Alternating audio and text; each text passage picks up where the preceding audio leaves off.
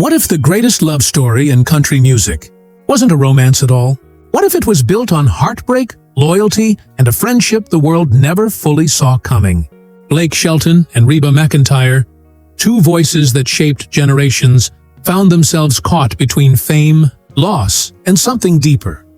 At number 27, before The Voice, before fame, before the tabloids, there was just a kid named Blake, driving down dirt roads outside Ada with a cassette deck rattling in his truck. On those tapes, Reba, the fiery redhead who made Heartbreak sound like home. You ever have that artist who somehow sings the life you're living before you even live it? For Blake, that was her. Number 26, backstage in 2005, at an awards show packed with rhinestones and nerves, Blake finally met Reba for the first time. He tried to play it cool, but insiders said he was starstruck, like a rookie ball player shaking hands with their hero. Reba smiled, said, "You're doing good, kid," and moved on. Small moment, right?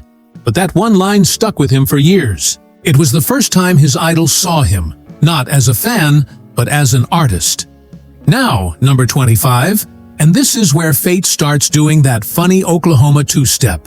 Around 2008, Blake's career hit its stride, and suddenly they shared the same circle. Reba's husband, Narvel Blackstock, took over managing Blake. That move connected them professionally. But emotionally? Number 24, 2011. The American Country Awards. Reba and Blake co-hosted. She was the veteran. He was the quick-witted rookie. The crowd loved their banter, but people behind the curtain said the chemistry wasn't scripted. Reba kept tossing him playful jabs, and he fired right back. Fans watching at home called them country's mom and son duo. And honestly, that's kinda how it felt. She wasn't just laughing at his jokes. She was quietly mentoring him through the chaos of sudden fame. At number 23, things get a little heavier. That same year, Reba started noticing how fame was wearing on him. Blake was newly married, newly famous, and drowning in headlines he couldn't control. Reba had been there, decades earlier, when her own marriage and career collided in public. She pulled him aside one night and said, "You can't fight every rumor. Just sing your truth." Simple, but it hit him like gospel. Have you ever had someone drop one sentence that completely resets your compass? That was his moment. Number 22. Here's one not many fans know. During those early Voice seasons, producers often asked who Blake leaned on when the pressure got rough. He always said, "My team, my friends," but behind the scenes, it was Reba he called. She'd joke, "You got yourself into this, cowboy," then follow it up with advice only someone who'd lived through the same storms could give. Fans never saw that side. The late-night calls, the pep talks between tapings, but they were real. At 21, 2015, the year that broke hearts across Nashville, Reba divorced Narvel after 26 years. A few months later, Blake split from Miranda Lambert. Different marriages, same heartbreak cycle, and both under the same management family. You can imagine the tension. Fans whispered, tabloids roared. But Reba refused to pick sides. She told Entertainment Tonight, "There are no sides, only hearts healing." That line? Blake never forgot it. He later said it was the classiest thing he'd ever heard anyone say during chaos. Number 20. Something fans called the double divorce summer. Reba and Blake showed up at the same events, smiling through pain. But watch the footage closely. You'll see her hand touch his shoulder when he walks on stage. Tiny gesture, big meaning. It said, "I've been there. You'll survive this too." And he did. Sometimes strength doesn't come from loud words. It comes from quiet understanding. At 19, we shift to 2020. Blake joined a podcast interview, laughing, storytelling, the usual charm. Then the host asked who had reached out the night his divorce made headlines. He paused, got quiet, then said, "Only one person called me that night, Reba McEntire." He smiled through watery eyes. "She made me laugh while I was crying." That clip exploded online. Fans flooded comment sections with crying emojis and heart emojis. It wasn't scandal. It was raw humanity. You ever have someone who can make you laugh in the middle of your worst day? That's what she did. And finally, number 18. the moment that rewrote their story for a new generation. When NBC announced Reba would take Blake's place on The Voice after 23 seasons, fans freaked out, in a good way. It felt poetic. At number 17, it's 2016, the dust of divorce finally settling. Blake's found new love with Gwen Stefani, while Reba's quietly rebuilding her own happiness after heartbreak. But instead of fading from each other's lives, they got closer. During one private event, Blake performed "God Gave Me You," and when he stepped off stage, Reba hugged him and said softly, "That's how you heal, with honesty." Those 5 words hit different. You could see him blink fast, like trying to keep tears from winning. He later mentioned in an interview that Reba's advice wasn't just words, it was a lifeline. Number 16. Blake's first Christmas after his split. Reba, being Reba, didn't let him spend it alone. She invited him and a few close friends to her place in Nashville. No big production, no fancy guest list. Just family, laughter, and her famous chili simmering on the stove. Someone there recalled Blake joking, "If Reba tells you to eat more chili, you don't argue." It wasn't about food. It was about belonging. When your world feels cracked, the simplest act of kindness can patch it up. You ever had someone do that for you? Just quietly show up when you didn't even ask? That's what she did. Number 15. Fans started to notice something special about their bond. Not romantic, not dramatic, just real. On Twitter, one person wrote, "Reba's like Blake's guardian angel." Another said, "They're the country version of pure loyalty." It's wild how people could feel that through the screen. Maybe because, deep down, everyone wants that one person who'll stay when things get messy. And somehow, these two found that in each other. At number 14, the time Blake almost walked away from The Voice. Around 2019, rumors flew that he was burned out, ready to hang up the mic chair for good. When Reba heard, she didn't call to talk him out of it. She called to remind him why he started. She told him, "The minute you stop loving what you do, you stop being you." Simple, grounded. Number 13, 2021. A charity event in Oklahoma, both of them performing for tornado relief. During rehearsal, the sound system crashed. Total chaos. Blake cracked a joke. "Guess even the sound guy's intimidated by Reba." She shot back, "Only 'cause I sing in key, baby." The room erupted. But the magic wasn't the banter.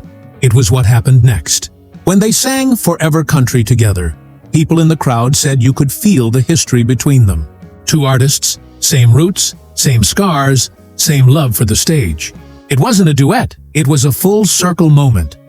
Number 12. And this one's emotional. When Blake lost his older brother Richie in a tragic accident years ago, he often said that pain never really left him. During one TV interview, Reba shared how she still grieves her own band members lost in a plane crash back in 1991. After the show, she hugged him and whispered, "We don't move on, we move forward." That single line became one of Blake's most quoted phrases in later interviews. It's like their shared grief connected them beyond music, an unspoken understanding that fame doesn't shield you from loss. Number 11. Fans will never forget this. The night Blake performed Over You, the song he co-wrote with Miranda about his late brother, cameras caught Reba wiping a tear from her eye. She clapped the loudest at the end, whispering, "Proud of you," as he walked off stage. That wasn't performance, that was real emotion. Viewers flooded YouTube comments. That look Reba gave him said everything. It's like she saw through the celebrity walls and straight into his soul. You can't fake that. Number 10. Reba's surprising cameo on The Voice. Producers had invited her to guest mentor, and everyone expected a polished segment. Instead, she showed up early, sat beside Blake's team, and started cracking jokes with the contestants. Someone caught her saying, "If Blake gives you bad advice, ignore him and listen to me." That clip went viral instantly. Fans loved it. Millions of views overnight. But beyond the laughs, it showed how much she respected him. She wasn't there to outshine. She was there to lift him and his team up. That's rare in showbiz. At number 9, something small but deeply personal. During a press event, Blake was asked who he'd call if life ever hit rock bottom again. Without missing a beat, he said, "Reba, always Reba." The room went quiet for a second before the reporters burst out laughing, but his face stayed serious. Later, Reba told a friend, "That boy's got the biggest heart." You can't buy that kind of loyalty. It's earned, moment by moment. And number 8, the moment that sealed their legacy forever. It was Blake's final episode on The Voice. Cameras were rolling, emotions running high, and as the confetti fell, Reba walked out from backstage. The crowd lost it. Blake looked stunned. His eyes widened, jaw dropped. She hugged him tight and said, "You started something bigger than you'll ever know." He laughed through the tears and replied, "I stole that line from you years ago." They both smiled. And just like that, it felt like every full-circle story had finally found its ending. At number 7, something happened that hit Blake Shelton right in the heart. A memory that never really left him. It was 2015, the year everything seemed to unravel at once. His marriage to Miranda Lambert ended. Reba's long marriage to Narvel Blackstock crumbled, and both were suddenly standing in the same storm. At number 6, we dive into something that most fans missed. The emotional weight behind Blake's on-stage humor. Sure, he's funny, charming, the guy with a one-liner for every situation. But during the months after his divorce, that laughter became armor. Reba once told a close friend, "Blake jokes when he's hurting. Always has." It's something she recognized in him because she'd done the same for years.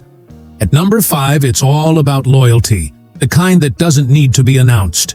After both their divorces, Blake and Reba found themselves caught in the middle of a complicated web.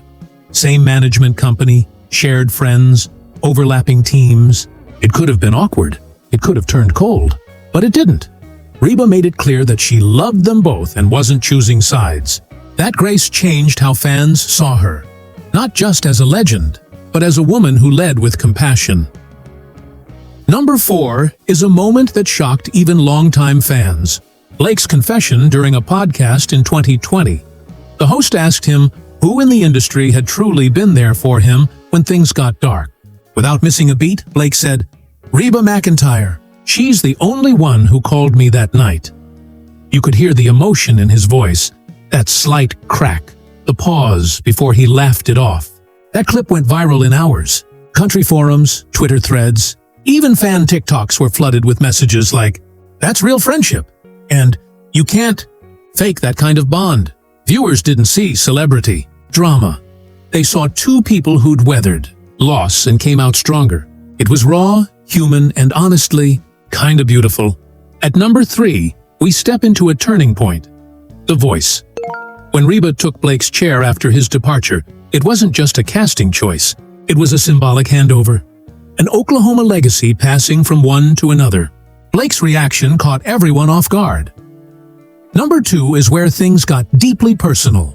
Blake once said, "Reba taught me how to laugh when everything's falling apart." Think about that for a second. That's not a quote about music. That's about life. Both of them lost loved ones, went through public heartbreaks, and yet somehow kept smiling. And now, number 1. The revelation that made even longtime fans tear up. Blake's final words about Reba during his last season on The Voice. Sitting in that red chair one last time, cameras rolling, he looked over at a photo of the two of them backstage years ago and said softly, "You can't hold on to everything forever, but you can sure be proud of who carries it forward." That's what real heartbreak looks like. Not destruction, but transformation. Fans online said it best. It's rare to see friendship like this in Hollywood. No drama, just deep respect. One fan wrote, "They remind me that endings don't have to be sad if they're full of gratitude." And maybe that's the part that sticks with people the most. That strange, quiet beauty in letting go with love instead of bitterness. Did you really walk by my dressing room to see if I was doing something in there like that? I just want to check. You wouldn't speak to me before the show, that's why. So I just wanted to...